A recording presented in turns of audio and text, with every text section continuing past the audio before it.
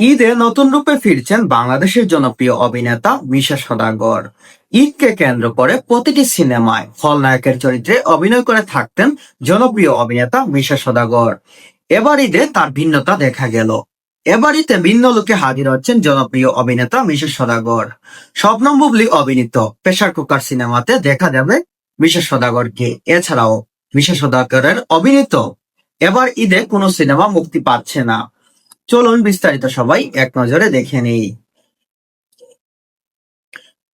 4 দশকেরও দীর্ঘ ক্যারিয়ারে টলিউডের খল অভিনেতা হিসাবে জনপ্রিয়তার তুঙ্গে থাকলেও 2026 সালে ঈদ উল ফিতরে নিজের চিরচেনা রূপে পাল্টে ভিন্নভাবে হাজির হচ্ছেন মিশা সওদাগর। সচরাচর ঈদে অধিকাংশ সিনেমাতেই প্রধান ভিলেন রূপে সিনেমা প্রেমীদের দর্শকদের কাছে তার সবার উপস্থিতি থাকলেও এবার ঈদে সেই গতানুগতিক প্রথা ভেঙে ফেলেছেন তিনি।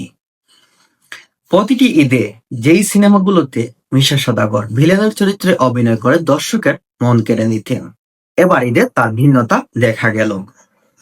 সারা বছর যত সিনেমা পর্দায় আসে প্রতিটিতেই প্রধান খল অভিনেতা হিসাবে দর্শকদের সামনে হাজির হন তিনি। সেই তালিকা আরো দীর্ঘ হয় ঈদের সিনেমায়।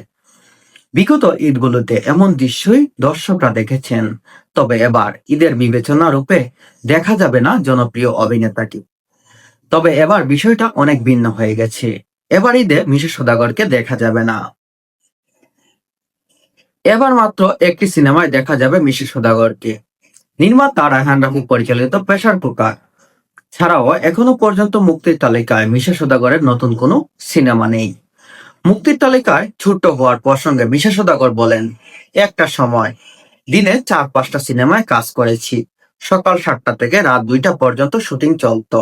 এখন সেই এফডিসি প্রায় বন্ধ, কাজ কমে গেছে, মুক্তির তালিকা ছোট হয়ে যাবে। এটাই তো স্বাভাবিক। তিনি বলছেন, আগে আগে একটা সময় ছিল একটা দিনে 6 থেকে 7টা সিনেমায় অভিনয় করতাম, কিন্তু বর্তমানে এফডিসিটা বন্ধ হয়ে যাচ্ছে, শুটিং এর পরিমাণও কমে গেছে। তবে একটি সিনেমা মুক্তি পেলেও এতে ভিন্নধর্মী চরিত্রে দেখা মিলবে টলিউডের মিশা সওদাগরকে। তিনি বললেন, একটা সিনেমা হলেও সিনেমার টিজার প্রকাশের পর বেশ সাড়া ফেলেছে বিনোদন প্রেমী থেকে শুরু করে নেট দুনিয়ায়। টিজারে ছবিগুলো উপস্থাপন ভয়ঙ্কর কিছুটা আভাস দিয়েছে, এতে আগের থেকে অনেকটাই আলাদা মিশাকে দেখতে পারবেন দর্শক বলে জানিয়েছেন সময়ের আলোচিত খল অভিনেতা